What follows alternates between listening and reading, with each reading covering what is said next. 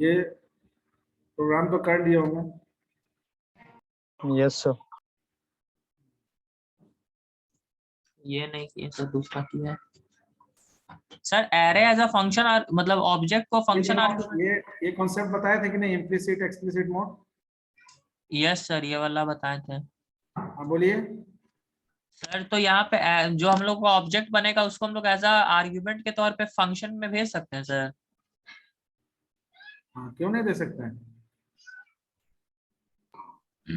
उसका कैसे यूज करेंगे सर?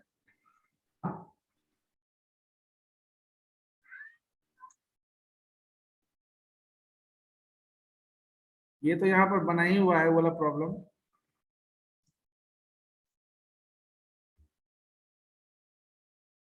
ठीक है,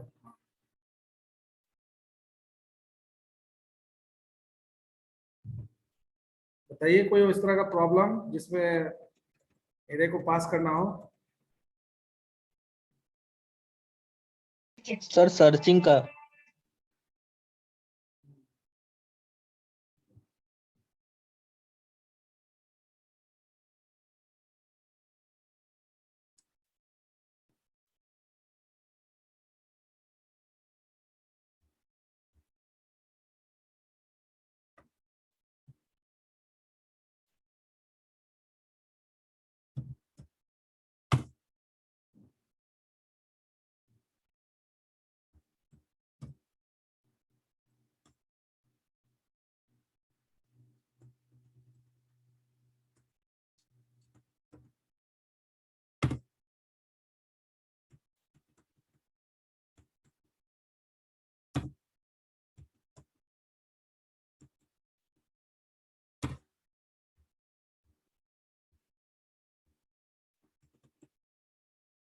हाँ सर्चिंग का हो सकता है।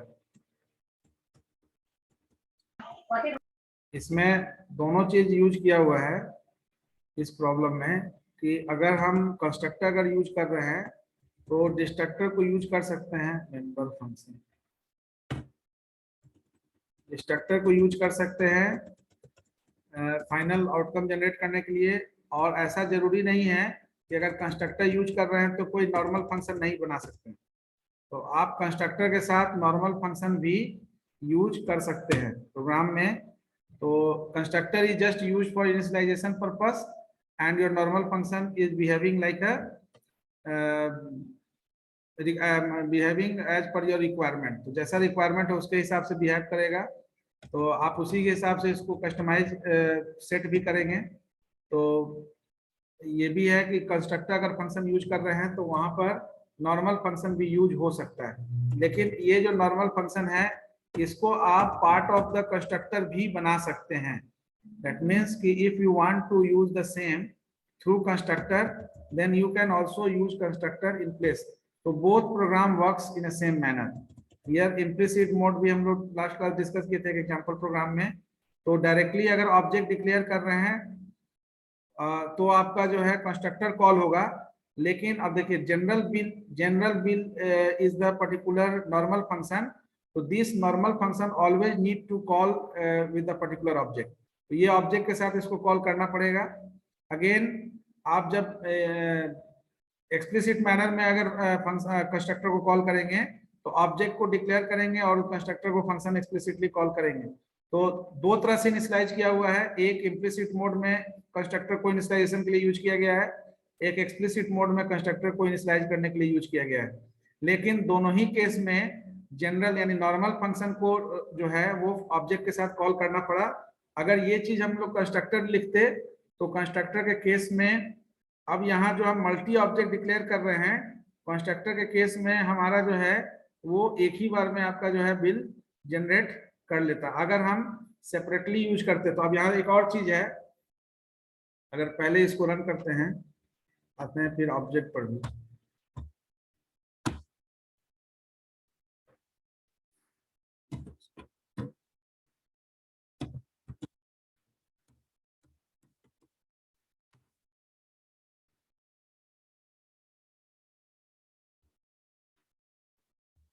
ये तो कॉमा ऑपरेटर काम करता है।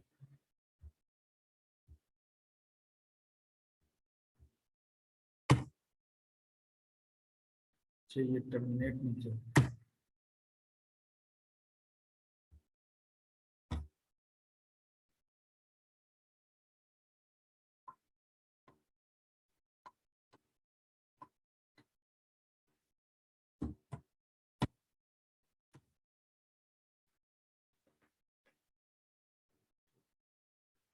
दो बार कॉल किए हैं।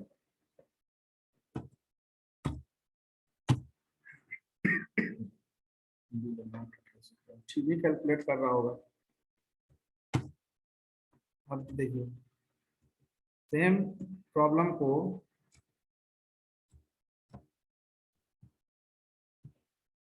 यहाँ पर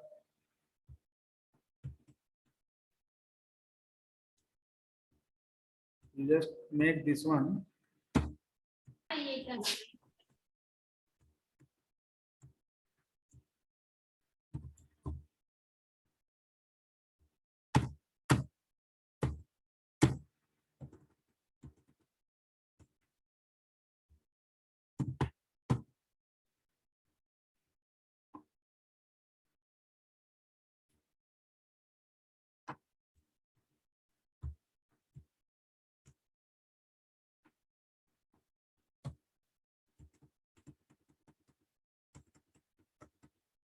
now see now this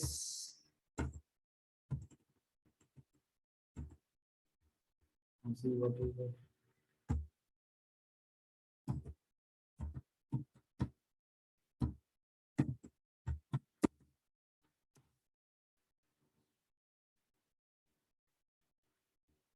ये दोनों में डिफरेंस क्या होगा। हम सेम सेट ऑफ वैल्यू लेते हैं 153। नाउ अब क्या है हो रहा है और कैसे कॉल होगा अभी देखिए। Now 2 times initialization call because you are declaring object in 2 different manner, implicit mode and explicit mode. So first time 153 and second time 440 50. Now see order, just see the order. Last जो आपका object in हुआ है वो पहले out हो गया है constructor destructor में, ठीक है ना। तो आपका 450 का पहले बिल अमाउंट डिस्प्ले हुआ और फिर 153 का बिल अमाउंट डिस्प्ले हुआ, ठीक है। तो ये चीज अब फिर समझना होगा, इसलिए जनरली हम लोग नॉर्मल फंक्शन यूज कर लेते हैं, बट डिस्ट्रक्टर के थ्रू भी आप डिस्प्ले करा सकते हैं। Both works in a similar manner, outcome is not affected. Now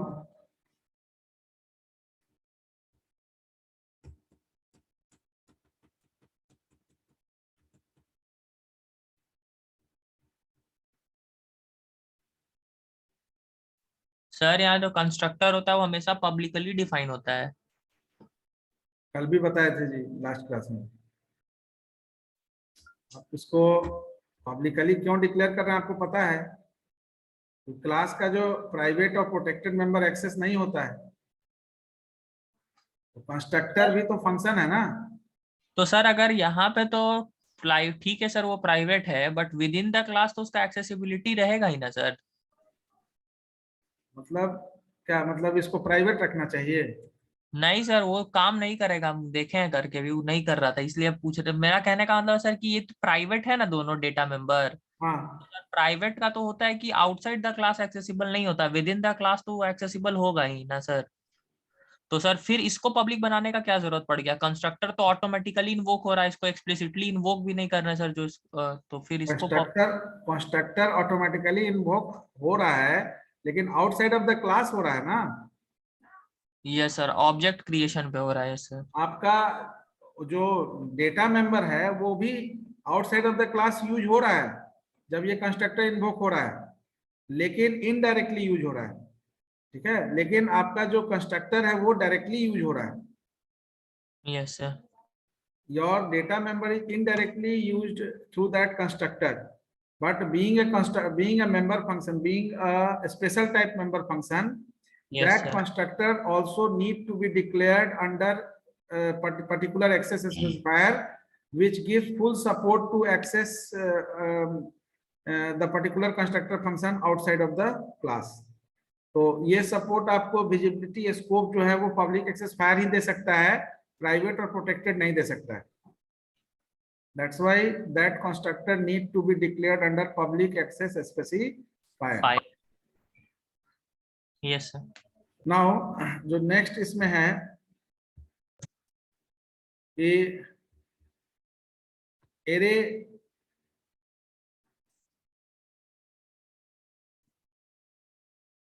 array as a function argument तो पढ़े हैं सर।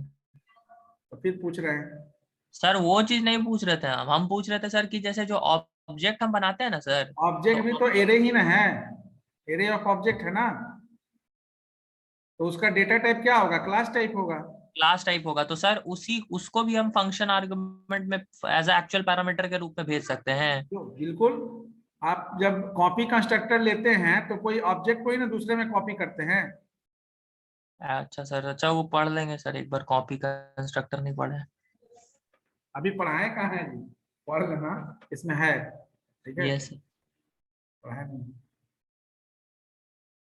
जैसे आपका एरे यूज होता है इंटीजर के लिए, फ्लोट के लिए, कैरेक्टर के लिए, वैसे ही क्लास के लिए भी एरे ऑफ ऑब्जेक्ट यूज होगा। तो हाँ जैसे सर वो तो पता है। इंटीजर एरे के लिए आपको पास करते हैं, इंटीजर टाइप पैरामीटर लेते हैं फॉर्मल में, तो क्लास यस। अगर एरे ऑफ ऑब्जेक्ट अगर पास करेंगे एज एन आर्गुमेंट तो तो उसका, हाँ सर, क्लास टाइप का सर हम लोग वेरिएबल डिक्लेरेशन करेंगे वहां पे फॉर्मल पैरामीटर में। हाँ तो उसका जो डेटा टाइप होगा वो क्लास टाइप हो जाएगा। यस सर, यस समझ गया सर। नहीं तो कोई प्रॉब्लम लिखिए। और इसी का एरे ऑब्जेक्ट का सर। हाँ array class as an array object function तो हम लोग डिस्कस किए ही है। Yes sir. सर तो अभी पढ़ा दीजिए सर, उसको घर से बना लेंगे, हाँ ठीक है, नहीं कवर आपको, हो जाए। ठीक ठीक।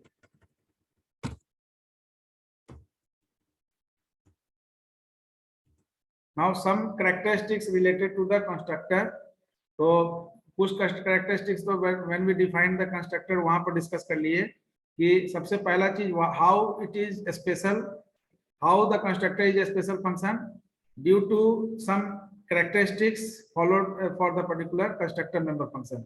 तो constructor member function followed certain characteristics, तो उसके कैरेक्टरिस्टिक्स के बेसिस पर इसको स्पेशल फंक्शन में रखा गया है। सबसे पहला चीज क्या है कि normal function is, you can take any name, you can use any name, any identifier name for the normal function, but for constructor member function the name of constructor member function must be similar to the class name in which that constructor is declared and defined। so the name of constructor member function is similar to the class name in which it is declared and defined, पहला चीज। दूसरा, it does not have any return type, void भी आपको नहीं लेना है, even void also। Third is the compiler automatically calls constructor member function after declaration of an object। तो automatically, अब यहाँ पर हम लोग बोल रहे हैं ऑटोमेटिकली, आपको पता है कि ऑटोमेटिकली कंपाइलर कब कॉल करता है, इम्प्लिसिट मोड में, ठीक है ना। But there is also scope to call the constructor in explicit manner, user point of view, यानी कि प्रोग्रामर अपने हिसाब से भी उसको एक्सप्लिसिटली कॉल कर सकता है like normal function, but the way in which the constructor member function is called explicitly is not similar to the calling of normal function। जैसे normal function में कॉल करते हैं ऑब्जेक्ट के साथ कम्युनिकेशन ऑपरेटर यूज करके, तो यहाँ पर यहाँ कॉलिंग, एक्सप्लिसिटली कॉलिंग का तरीका थोड़ा सा डिफरेंट है, जो हम लोग डिस्कस किए। जावा में आप कर रहे होंगे उस तरह से यूज। दूसरा कि कंस्ट्रक्टर कैन बी ओवरलोडेड, तो व्हेन ओवरलोड का कॉन्सेप्ट ही है कि whenever we have the same name function used number of times on the basis of number of argument and data type, then that function is said to be overloaded। so here your constructor name remains same, but whenever we are using different types of constructor within the same program, एक ही programme में अगर different types of constructor use करेंगे तो उस case में आप बोल सकते हैं कि constructor can be overloaded। that's why overloading features is there for constructor। now constructor cannot be virtual, virtual मतलब आगे हम लोग डिस्कस करेंगे। whenever we are inheriting a new class, यानी whenever we are deriving a new class from the existing class, then the base class constructor is not used as a virtual to the derived class, ठीक है ना। तो derived class में ये virtually use नहीं हो सकता है, मतलब because the name of the constructor is similar to the name of the class. So whenever we are deriving a new class, the name of new class is different from the base class. तो ये features चूंकि उसको hold करना है, retain करना है, इसलिए constructor को आप वर्चुअल नहीं बना सकते हैं। आगे जब हम लोग ओवरराइडिंग का कॉन्सेप्ट देखेंगे वर्चुअल फंक्शन के थ्रू, फंक्शन ओवरराइडिंग या मेथड ओवरराइडिंग आप जावा में देख रहे होंगे, पढ़ लिए होंगे।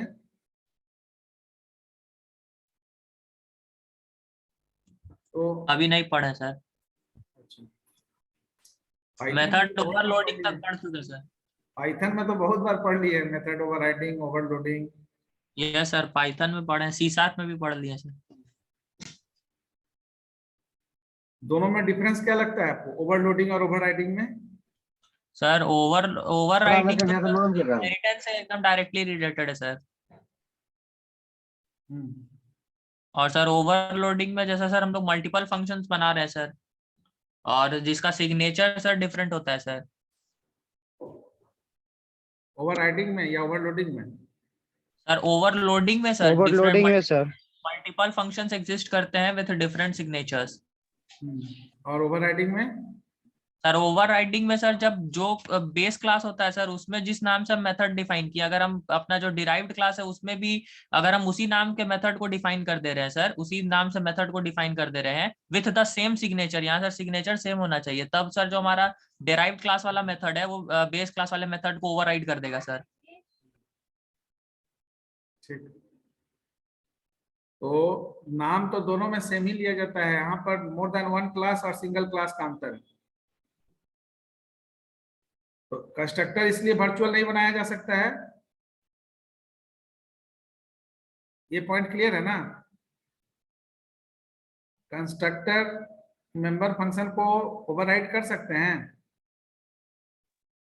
कंस्ट्रक्टर मेंबर फंक्शन को ओवरराइड नहीं sir, constructor can never be overridden. Why? Because it can't be inherited sir. It can't be inherited sir, inherit जब तक नहीं करेंगे तब तक तो सर हमारे पास एक ही ना कंस्ट्रक्टर होगा सर, जो कि मान लेते हैं डिराइव क्लास का अगर हम ऑब्जेक्ट बना रहे हैं सर, और अगर वो बेस कोई भी क्लास को इनहेरिट किया है तो सर कंस्ट्रक्टर तो इनहेरिट होगा नहीं कि उसको हम ओवरराइड करेंगे अगर सेम नेम से बना भी देते हैं तो। Because each class has their own constructor. Yes sir. Because the name of the constructor is similar to the class name in which it is declared. So that's why next point is the we cannot take addresses of the constructor. Address भी आप constructor का नहीं ले सकते हैं, ठीक है ना? And at the same time we cannot call constructor as like a normal function. Hello sir, तो ये तो हम लोग देख ही लिए अभी प्रोग्राम में, नॉर्मल फंक्शन से डिफरेंटली कॉल होता है, चाहे आप इम्प्लिसिटली कॉल करें या एक्सप्लिसिटली कॉल करें। दूसरा, constructor member function is called इधर इन इम्प्लिसिट मोड और एक्सप्लिसिट मोड। तो इम्प्लिसिट या एक्सप्लिसिट दोनों में से कोई मोड में, तो दोनों मोड हम लोग देखें। By default constructor member function is called in implicit mode, that means automatically invoke होता है at the time of declaration of object. तो ये बाय डिफॉल्ट आपका कंस्ट्रक्टर कंपाइलर जो है बाय डिफॉल्ट कॉल करता है इस फंक्शन को। Excuse me sir. हाँ sir, virtual in the sense नहीं समझा। वर्चुअल अभी हम पढ़ाए कहाँ है कि समझ में। वर्चुअल का मतलब हुआ कि आप इस फंक्शन को ओवरराइड नहीं कर सकते हैं। वर्चुअल बनाने का मतलब ही होता है ओवरराइडिंग करना। तो इसीलिए हम मेथड ओवरराइडिंग ओवरलोडिंग का भी कंसेप्ट पूछे आपसे। वर्चुअल इसको यूज नहीं कर सकते हैं, इसलिए वर्चुअल का मतलब हो गया कि कंस्ट्रक्टर मेंबर फंक्शन को एक से अधिक क्लास में हम सेम नेम से यूज नहीं कर सकते। क्यों नहीं कर सकते, उसका जवाब आपके पास है। Because constructor is a special member function, ठीक है ना? And the name of that constructor is equivalent to similar to the name of that class in which it is declared. So whenever we are using more than one class, then each class has their own name, its own name. तो हर class का अपना नाम होगा, तो हर class के लिए हम same name को वर्चुअली यूज नहीं कर सकते हैं। नहीं ना कर सकते हैं? Yes, no sir. No sir. That's why virtual cannot support it, यानी कि constructor member function is not supporting the virtual and overriding. That's why constructor cannot be overridden. ये कॉन्सेप्ट है। वर्चुअल आपको बनाना पड़ेगा। जैसे जब हम लोग इनहेरिटेंस पढ़ेंगे तो वहां पर एक एम्बिगिटी आएगा। एम्बिगिटी इन द सेंस कि सपोज आप ही अपना ही एग्जांपल ले लीजिए कि 3 years course, 3 year degree TDC आप कोर्स कर रहे हैं, 3 इयर्स डिग्री कोर्स। तो 3 ईयर डिग्री कोर्स में you will get marksheet for each year, her year का एक मार्कशीट मिल रहा है। Yes sir. सपोज करिए कि अगर आपको ऐसा एक मार्कशीट यूनिवर्सिटी प्रोवाइड करे, अभी क्या कर रहा है कि 2 साल का जो है टोटल आपका जो है 3rd ईयर में जोड़कर बता देता है और 3rd ईयर का जो है पेपर का डिटेल्स दे देता है। अगर ऐसा एक मार्कशीट जनरेट करना पड़े जिसमें तीनों साल का डिटेल हो, डिटेल इन द सेंस कि किस पेपर में कितना है, अभी क्या है टोटल बता देता है कि इसमें इतना टोटल इतना है, तो मैनुअली करना आसान है ये, ठीक है ना, बट लॉजिकली इसको करना टफ है। क्यों? क्योंकि जब आप इनहेरिटेंस यूज करेंगे तो जो मेन बेस क्लास है उससे 3 क्लास डिराइव करेंगे हायरार्किकल नेचर का। तो Yes, 3 sir. क्लास जो डिराइव होगा, 1st ईयर, 2nd ईयर और 3rd ईयर, इस तीनों Yes, क्लास sir. में there is some common data. Redundancy Yes, sir. generate- तो डेटा जो data which is common to all the 3 years, that is like your name, registration number, your father's name, your mother's name, your date of birth.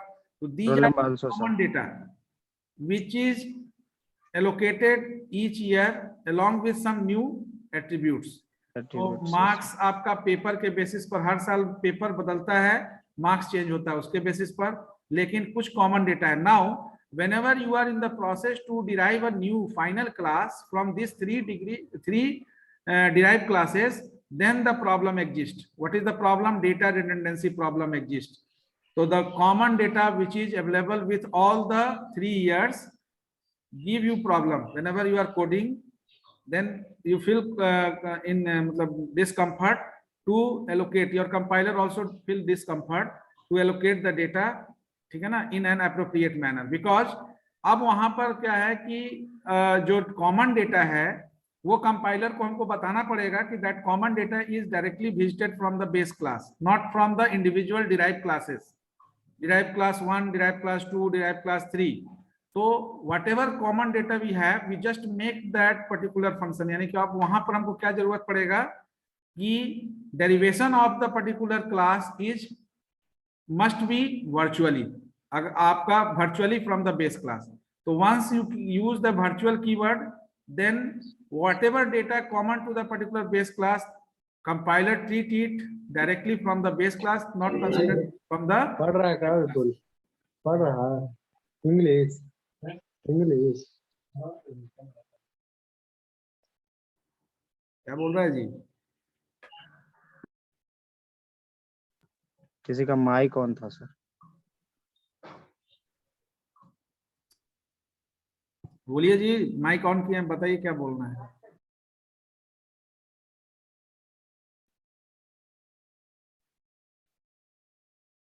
Actually में उनके घर पर कोई वक्ता होंगे, वो अब सेल्फ वक्ता नहीं है, स्पीकर कोई और होगा, ठीक है।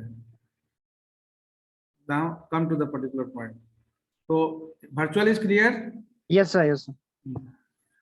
तो इसलिए अब नेक्स्ट आपका है इम्प्लिसिट एक्सप्लिसिट। अगर आपका बाय डिफॉल्ट कंस्ट्रक्टर कॉल होगा तो इम्प्लिसिट मोड में कॉल होगा। अगर if allocation is required then constructor can make implicit call to operator new. तो न्यू ऑपरेटर अभी आगे हम लोग यूज करेंगे, न्यू और डिलीट। तो इम्प्लिसिट आप जो है एलोकेशन के हिसाब से अगर हम करेंगे, एलोकेट करेंगे, मेमोरी एलोकेशन जब करेंगे तो वहां न्यू कीवर्ड यूज करेंगे। आप जावा में कर रहे होंगे, डॉटनेट में भी किए होंगे। Yes, sir. Yes sir. तो जब भी कोई मेमोरी एलोकेट करना होगा तो सी में हम लोग यूज करते थे malloc, calloc, malloc function, yes. Dynamically memory allocate करने के लिए। यहाँ पर new operator is single operator which is use to allocate memory in a dynamic manner, and delete operator is used to deallocate it. वहां पर free function use करते थे, यहाँ पर न्यू और डिलीट, ये दो ऑपरेटर यूज होगा। Yes that is the characteristics. Now one by one we discuss the types, because अगर क्वेश्चन, एक क्वेश्चन देखें कि आपके एग्जामिनेशन में, यूनिवर्सिटी एग्जामिनेशन में आता है कि what do you mean by constructor and how the constructor member function is overloaded, and at the same time write a program to ये अलग अलग तरह से पूछा जाता है, एक साथ नहीं। तो write a program to overload constructor member function. So you can take any program to overload constructor member function. Concept is what? Once you have an idea about with the various types of constructor, then you can use all the types of the constructor in the same program. So whenever you are using all the type of constructor in the same program, automatically your constructor is overloaded. Okay, so the concept behind overloading is what? Whenever we are using the same name of function on differently on the basis of number of argument and data type, then then the concept of overloading occur. तो यहाँ पर भी constructor जब एक से अधिक constructor use करेंगे तो वहां पर आपका प्रोग्राम में ओवरलोड हो जाएगा कंस्ट्रक्टर। अब यहाँ पर देखिए डिफॉल्ट कंस्ट्रक्टर अभी जो हम लोग यूज कर रहे थे bill, we are not passing any argument to that particular constructor. तो default constructor is the constructor which consist no argument. तो पहला चीज तो ये हुआ, लेकिन इस कंस्ट्रक्टर को डिफॉल्ट कंस्ट्रक्टर के अलावा भी कुछ कहते हैं। That means there is some constructor which has nobody, ठीक है ना। Then question is why we are using that sort of constructor, ठीक है ना।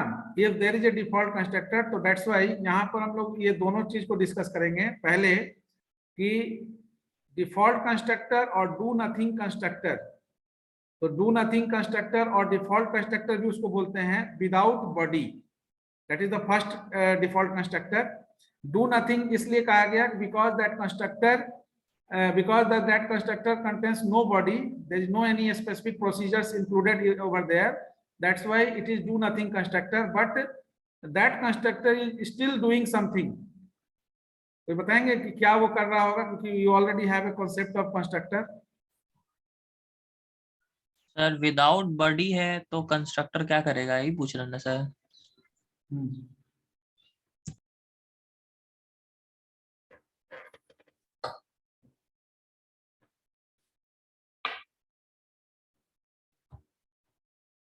इसको आप पीडीएफ को पढ़ते नहीं है लगता है, पढ़िएगा तो सब आंसर है इसमें। टाइम ही नहीं, इतना क्लास है। ठीक है, तो एक्चुअली क्या है, जब इसमें एग्जांपल भी लिए हैं आपका डू नथिंग कंस्ट्रक्टर या default constructor without body whenever you are declaring any object, ठीक है ना। जैसे अभी जो प्रोग्राम हम लोग किए, इसी प्रोग्राम में अगर देखिए, इस प्रोग्राम में हमने क्या किया है, कंस्ट्रक्टर लिया है। अब इस कंस्ट्रक्टर में हमने बॉडी दे दिया, ठीक है। और ये कंस्ट्रक्टर जो है इसमें आपका कोई आर्गुमेंट पास नहीं हो रहा है, डिफॉल्ट कंस्ट्रक्टर है। हाँ, ये डिफॉल्ट कंस्ट्रक्टर है बट इट कंटेन्स बॉडी। लेकिन अगर हम इस कंस्ट्रक्टर के जगह अगर हम पैरामीटराइज कंस्ट्रक्टर लेते, ठीक है, तो पैरामीटराइज कंस्ट्रक्टर लेते तो उस केस में हमको वेरिएबल डिक्लेयर करने का जरूरत पड़ता। जैसे यहाँ पर हम लोग यहाँ ले लिए बिल और एफ नाम का एक पर्टिकुलर ऑब्जेक्ट ले लिए। अब यहाँ एफ में अगर हमको कोई वैल्यू पास करना होता, जैसे सपोज इसको अगर हम कमेंट डाल दें,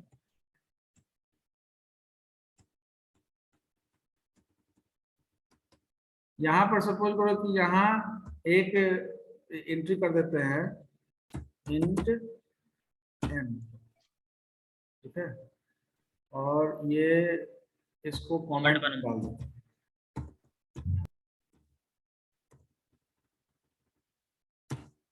तो m equal to unit equal to m sir, equal to m, ठीक है। अब यहाँ पर हमारा एक कंस्ट्रक्टर आया जिसमें आपका m का वैल्यू हम पास करेंगे, यानी जो मेन है, मेन में हम f में पैरामीटर लेंगे और पैरामीटर में हम सपोज वैल्यू पास कर दिए 100, ठीक है। Now just see when the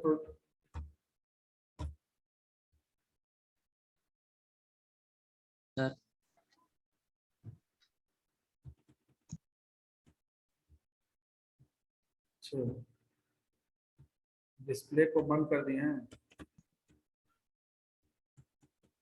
तो है बिल तो डिस्प्ले तो डिस्ट्रक्टर में है ही, वो ऑटोमेटिकली कॉल हो जाएगा वो।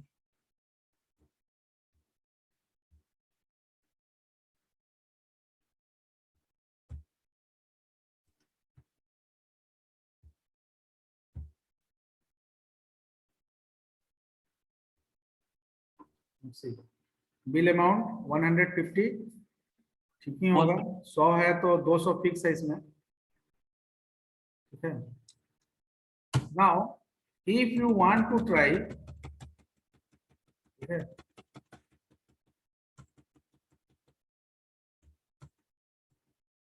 सपोज यहाँ तो आप ठीक किए, अगर आप यहाँ पर एक कोई y नाम का भी ऑब्जेक्ट लेना चाह रहे हैं without any parameter, now see, now the error occur. Yes sir. Yes, sir. Now to overcome this error, we just use do nothing constructor. Here only to sort out this error, we use bill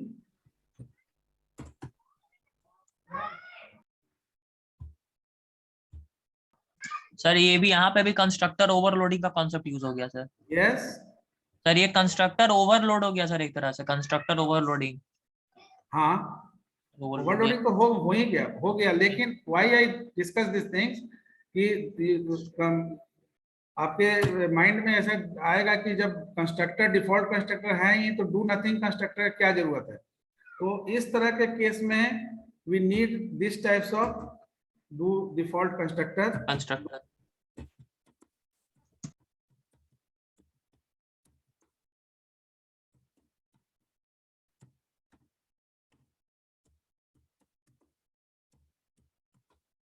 है ना, that's why it is do nothing constructor also.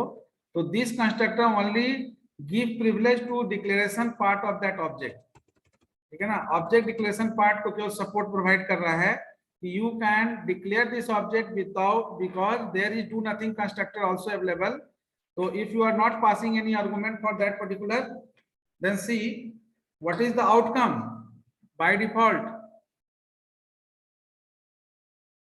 Bye default outcome is what, कि if यहां हम लोग check किए हैं, if unit greater than or equal to 0 and this, दोनों condition अगर हो रहा है less than or equal to, तो अमाउंट क्या हो रहा है 200। Yes sir. तो y के लिए भी काम कर रहा है, आपका कर रहा है ना। यस सर, 0 ले रहा है सर बाय डिफॉल्ट। नहीं 200 ले रहा है, देखे नहीं ध्यान से।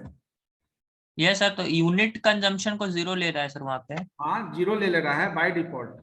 यस। तो अमाउंट आपका 200 प्रिंट कर रहा है। इसका मतलब है कि हम इस y को पैरामीटर नहीं भी दिए तो आपका वो डिफॉल्ट कंस्ट्रक्टर काम कर रहा है यहाँ। क्लियर।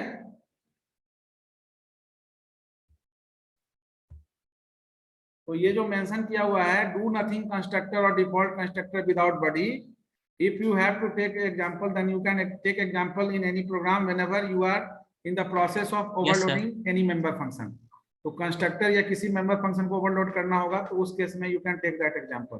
तो एक constructor which has no argument is known as default constructor. तो नो आर्गुमेंट तो है ही, and default constructor without body is known as do nothing constructor. And when it is invoked at the time of creating of the object. Now see, I just take the example also, but in this यहाँ पर केवल structure लिखा हुआ है। Example में अभी हम लोग जो देखे that may be you can take it as an example. तो यहाँ पर क्लास है, डेटा है, क्लास नेम है, डू नथिंग। लेकिन एक चीज यहाँ पर नहीं, क्लास नेम है ठीक है, क्लास नेम बॉडी का सर उसका ओपनिंग क्लोजिंग। अच्छा नहीं ठीक है। ये कंस्ट्रक्टर ऊपर से नीचे आ गया है कॉलम सेटिंग में, पेज सेटिंग जो 2 किए है ना, कॉलम 2 कर दिए, इसलिए ये कमेंट में ही है कंस्ट्रक्टर, यहाँ कंफ्यूजन नहीं होना चाहिए। क्लास नेम हो गया आपका कंस्ट्रक्टर नेम, जो यहाँ क्लास नेम है, और ये कमेंट में डाला हुआ है डू नथिंग कंस्ट्रक्टर, और ओपनिंग एंड क्लोजिंग ब्रैस जैसे लिए तो वैसे ही है। ओ यस सर, की क्लास का क्लोजिंग है। हाँ ये कंस्ट्रक्टर ये डू नथिंग कंस्ट्रक्टर के साथ है, ठीक है। तो ये क्लियर हो गया, समझ में आ गया क्या यूज है इसका। Yes sir. Yes, sir. दूसरा डिफॉल्ट कंस्ट्रक्टर विथ बॉडी। तो विथ बॉडी ये आप जनरली यहाँ जैसे हम लोग यहाँ लिखे, तो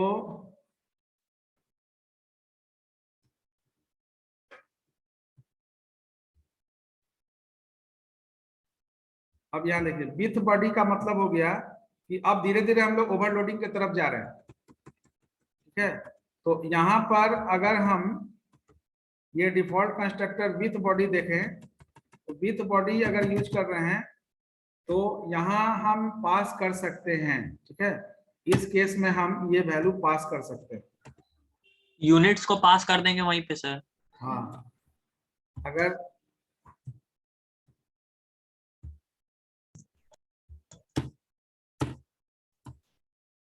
तो यहाँ पर डिफॉल्ट कंस्ट्रक्टर विद बॉडी में ये जैसे ही बिल कॉल होगा तो ये कंजम्पशन मांगेगा। अब यहाँ देखिए, अब धीरे धीरे हम लोग दो कंस्ट्रक्टर सेम नेम का ले लिया on the basis of number of argument. तो ये डिफॉल्ट कंस्ट्रक्टर हो गया। अभी आगे इसको डिस्कस करेंगे। This one is the parameterized constructor. ठीक है, अब यहाँ पर अब आपका y जो है वो बाय डिफॉल्ट वैल्यू नहीं लेगा। अब y चूंकि हम डिफॉल्ट कंस्ट्रक्टर नहीं यूज करके डायरेक्ट पैरामीटराइज यूज कर रहे थे, इसलिए उस सिचुएशन को हैंडल करने के लिए यूज हुआ। अब जब इसको एग्जीक्यूट करेंगे तो y जो है उस डिफॉल्ट कंस्ट्रक्टर को कॉल करेगा। यस सर, विथ बॉडी वाला।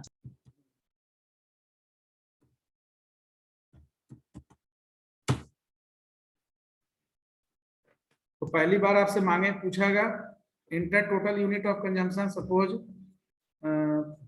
100। अच्छा, वहाँ 100 लिया है तो यहाँ पर चेंज कर दीजिए, 200 कर दीजिए। तो 200 के लिए पहले किसका प्रिंट किया है? 100 का। 100 के लिए 200 और प्लस 50 तक का आपका 200 है। 250 है सर। तो पहले 100 का किया, फिर इस 200 का 1100। ठीक है, क्योंकि यहाँ पर हम लोग डिस्ट्रक्टर यूज कर रहे हैं। अगर हम नॉर्मल फंक्शन यूज करेंगे तो पहले जिसको चाहेंगे आगे पीछे जैसे चाहेंगे वैसे प्रिंट कर सकते हैं। नौसी, दोनों का डिफरेंस समझ में आ गया? Yes sir. Default constructor with body कैसे काम करेगा और विदाउट बॉडी कैसे काम करेगा। तो विथ बॉडी आप जब लिए तो आपका ऑब्जेक्ट डिक्लेरेशन भी सपोर्ट किया और एज पर द इनिशियलाइजेशन जो प्रोसीजर लिखे उसी के अकॉर्डिंगली आपने इनिशियलाइजेशन वर्क भी पूरा किया। ठीक है, एक minute.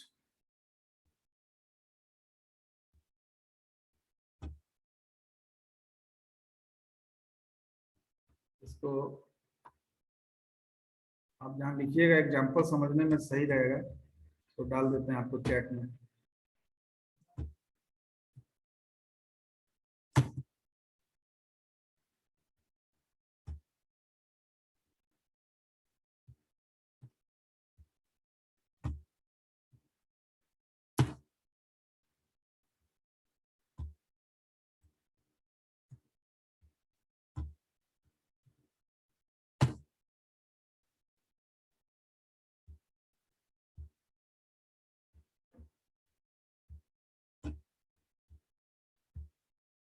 Now I think that कि default constructor with and without body में कोई डाउट नहीं होगा।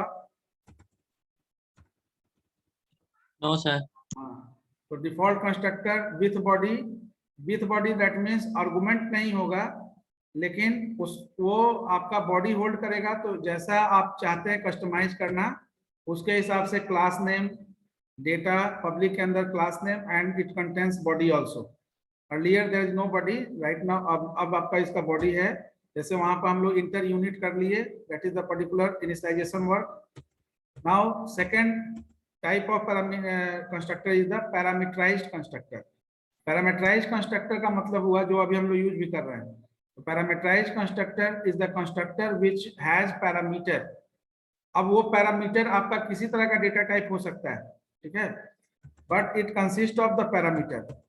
नाउ सी, इसलिए देखिए यहाँ पर जब हम लोग पैरामीटराइज्ड कंस्ट्रक्टर ले रहे हैं तो ये देखिएगा डू नथिंग कंस्ट्रक्टर लिया हुआ है। अभी जैसे जो पहला केस देखे तो डू नथिंग कंस्ट्रक्टर इसलिए लिया हुआ है कि नोइंगली या अननोइंगली अगर हम कोई ऐसा वेरिएबल डिक्लेयर कर दिए ऑब्जेक्ट जिसमें पैरामीटर पास नहीं किए, तो आपके पास प्रोविजन है कि बाद में एक्सप्लिसिटली उसमें वैल्यू पास करें, क्योंकि ये जो हम लोग प्रोग्राम यहाँ रन किए, यहाँ पर जब लिख रहे थे, ये जब y लिख रहे थे तो हम चाहते तो इसको बाद में करते ना, ऐसा हम कर सकते थे कि जो y जो डिक्लेयर्ड है इसमें अगर हमको कुछ वैल्यू अगर इसमें कॉल करना होता तो हम ऐसा लिख सकते थे y इक्वल टू बिल, और यहाँ हम पास कर देते सपोज 50 नहीं 200, ठीक है। एक्सप्लिसिटली ऐसा अगर हम बाद में करना चाहते हैं, पहले नहीं करना चाहते हैं, तो पहले जहां किए वहां डिक्लेरेशन सपोर्ट हमको मिला, बाद में हमने पैरामीटर यूज कर लिया, ठीक है। तो सर यहाँ कंस्ट्रक्टर को वही ना यहाँ पे सर कॉल किया जा रहा है, तो y इक्वल टू बिल 200 जो किए हैं उसमें कंस्ट्रक्टर ही ना सर कॉल हो रहा है। हाँ, कंस्ट्रक्टर ही कॉल हो रहा है, ये एक्सप्लिसिटली कॉल हुआ ना। Yes sir. तो हम एक्सप्लिसिटली मान लेते हैं, बाद में एक्सप्लिसिटली कॉल करना चाहते हैं, पैरामीटर देना चाहते हैं, डिक्लेयर पहले कर दिए, तो डिक्लेयर पहले करने का प्रोविजन तभी होगा जब वो डू नथिंग कंस्ट्रक्टर वहां होगा। बात समझ में आ रही है? Yes sir. मतलब 300 कर दिए, चेंज कर देते हैं, तो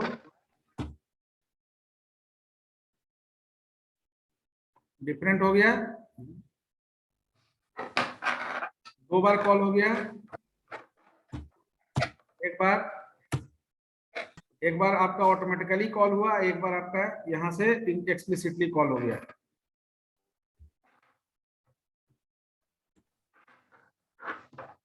इसीलिए यहाँ पर डिफॉल्ट कंस्ट्रक्टर यूज करेंगे अगर केवल पैरामीटराइज कंस्ट्रक्टर लिख रहे हैं प्रोग्राम में, ओवरलोड नहीं कर रहे हैं, लेकिन केवल पैरामीटराइज कंस्ट्रक्टर अगर यूज करना होगा तो आप जब पैरामीटर के थ्रू इनिशियलाइजेशन वर्क कर रहे हैं तो डिफॉल्ट कंस्ट्रक्टर में बॉडी देने का कोई जरूरत तो है नहीं है ना।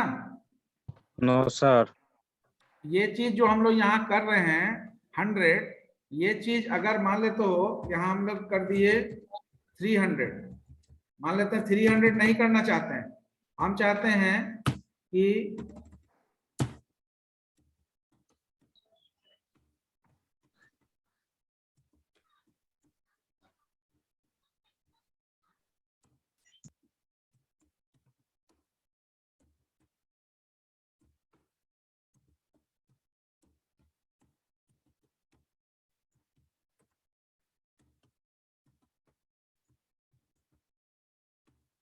और इस m को पास करना चाहते हैं, ठीक है। तो यहाँ हम y हमारा डिक्लेयर किया, बाद में हम m का वैल्यू जो चाहेंगे कस्टमाइज कर सकते हैं। देखिए inter unit consumption first time call हुआ, सपोज 200, अच्छा यहाँ पर डिस्ट्रक्टर लिया है ना, तो डिस्ट्रक्टर में तो फिर एक ही बार में कॉल हो जाएगा, यहाँ जान ही नहीं देगा। सारे कंस्ट्रक्टर को सबके लिए सर एक ही बार में मेमोरी डीएलोकेट करेगा। यहाँ नॉर्मल फंक्शन यूज करना पड़ेगा।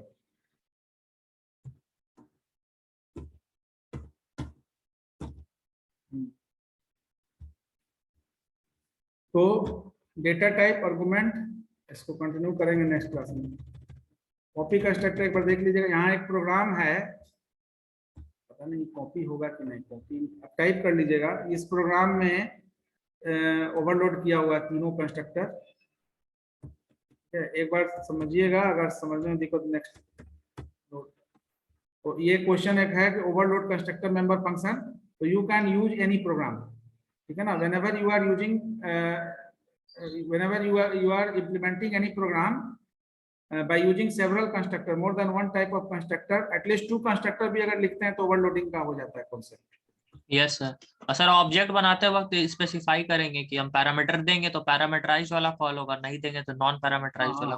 कंपाइलर उसी के हिसाब से कॉल करेगा। तो नेक्स्ट क्लास में इसको कंक्लूड करते हैं।